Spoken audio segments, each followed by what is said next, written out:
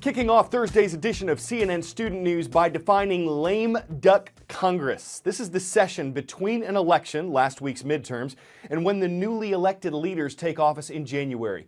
Congress's lame duck session began yesterday. It's considering bills on government funding, tax breaks, fighting Ebola in West Africa, arming rebels in Syria's civil war. But a lot of eyes are on President Obama. He's been considering taking executive action, making controversial changes to U.S. immigration law, and he may act during Congress's lame duck session. I believe that the president continues to act on his own. He is going to poison the well. When you play with matches, you take the risk of burning yourself. And he's going to burn himself if he continues to go down this path. The American people made it clear Election Day. They want to get things done. And they don't want the president acting on a unilateral basis. But while Republicans and some Democrats have urged President Obama to wait for Congress to take the lead on immigration law, he says he's waited long enough. For a year, I stood back and let him work on this. He decided not to call the Senate bill, and he couldn't produce his own bill. And I told him at the time, John, if you don't do it, I've got legal authority to make improvements on the system. I'd prefer and still prefer to see it done through Congress, but every day that I wait, we're misallocating resources, we're deporting people that shouldn't be deported, we're not deporting folks that are dangerous and need to be deported. So John, I'm going to give you some time, but if you can't get it done before the end of the year, I'm going to have to take the steps that I can. Decades ago, the word immigration conjured up images of boats at Ellis Island, of course, the Statue of Liberty. Today, it's a different story. The issue's more heated, more politicized, more complicated. Immigrants are now entering the U.S. from every corner. Miami to Seattle, LA to New York, and especially along the Mexican border. We're talking more than 40 million immigrants in the United States right now, both legally and illegally. That's roughly 13% of our population, making America the #1 destination on Earth for immigrants. So, who are these new arrivals? Well, about a quarter, or 11 million, are undocumented, a number that's increased almost year by year since 2000. Of those who become legal residents, you'd probably guess a lot of them are from Mexico. You'd be right, 14%. But you might be surprised to find out the next two leading countries of birth for new U.S. residents, China and India. Those are the two most populated countries on the planet.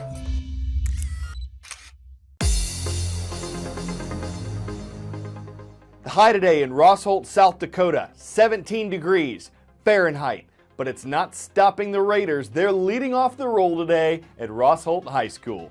Moving west to the battle-born state, we've got the Cowboys watching at Chaparral High School. Hello, Las Vegas, Nevada.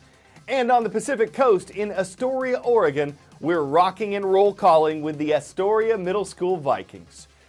For the first time ever, a man-made spacecraft, like from Earth, has landed on a comet, not from Earth.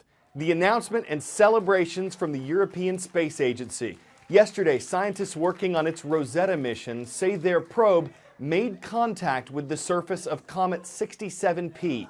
The probe weighs about 220 pounds. It's equipped with several experiments that would test the surface of the comet and what happens to it as it approaches the sun. But this wasn't a perfect landing. Some of the spacecraft's landing systems didn't properly secure it to the comet. And because it takes a while for information to make it from the comet to Earth, scientists are hoping to find out more about the landing today.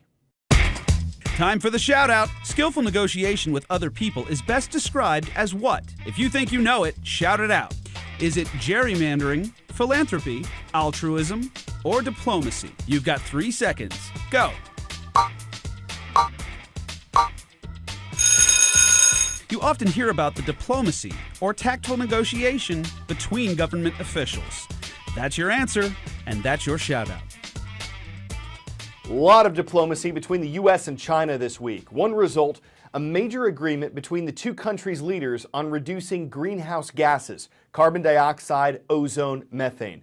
Most scientists blame greenhouse gases for polluting the atmosphere and contributing to climate change. But critics say setting limits on greenhouse gases eliminates jobs and hurts the U.S. economy. Americans emit more greenhouse gases per capita than the people of any of the world's major economies. China, with a population more than 4 times that of the U.S., emits more greenhouse gases than any country on Earth. Together, they account for about 40% of the entire planet's greenhouse gas pollution. Visiting Beijing this week, a city infamous for its foul air, President Obama had high hopes. I'd like to recall a Chinese saying that reflects the spirit of possibility. Nothing is too difficult as long as people have resolve. But resolve alone may not be enough for the greenhouse gas agreement he struck with China. The deal calls for the United States to build on efforts already underway to cut its carbon emissions with dramatic cuts by 2025. China would be permitted to keep generating more and more emissions until 2030, when its output would be capped. Beijing would also aim to get 20% of its energy from zero carbon emission sources like wind or sun by the same year. Some environmentalists are already praising the agreement, but it will be an enormous challenge to both nations. Coal, a particularly dirty fuel, is just one example of the problem. China's exploding economy needs energy, and the country reportedly completes a new coal plant every 8 to 10 days. The U.S. relies on coal plants for more of its electricity than any other source. And it's just elected a new Republican majority Senate, whose leader is from the coal-producing state of Kentucky and opposes the new accord.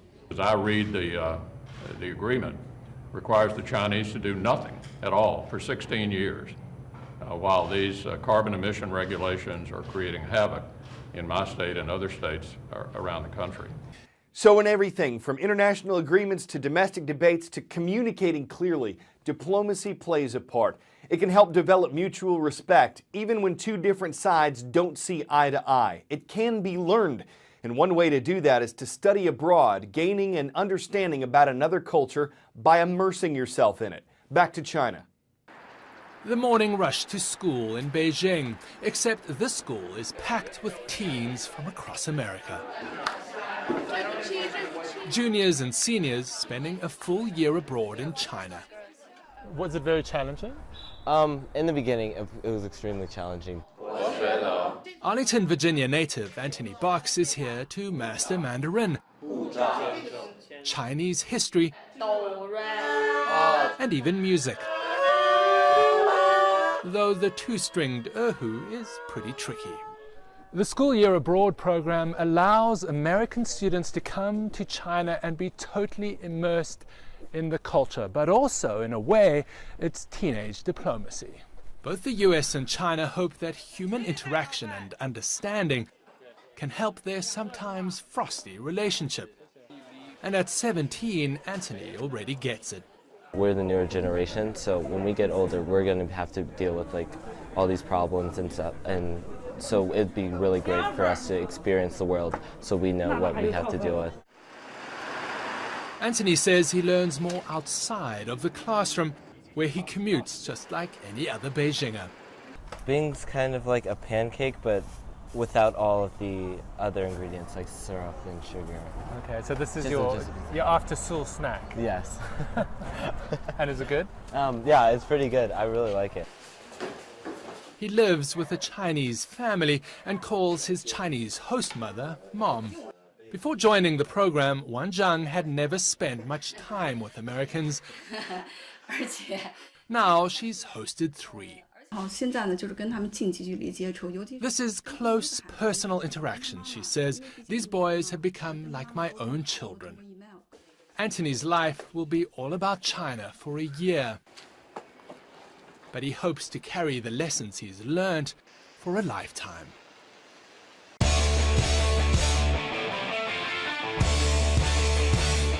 You probably heard some people being accused of living inside a bubble. Ever wonder what the view is like?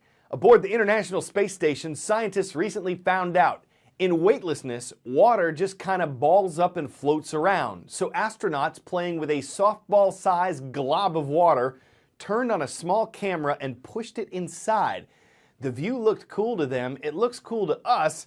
Goldfish would be unimpressed. I mean, for us, it might create ripple effects and impress viewers around the glob, but it's really just like a fisheye lens, and what fish is a big fin of that? It's just baubles in bubbles, a camcorder in water, though it lends itself to some pretty aquatable video. CNN Student News hopes to see you Friday.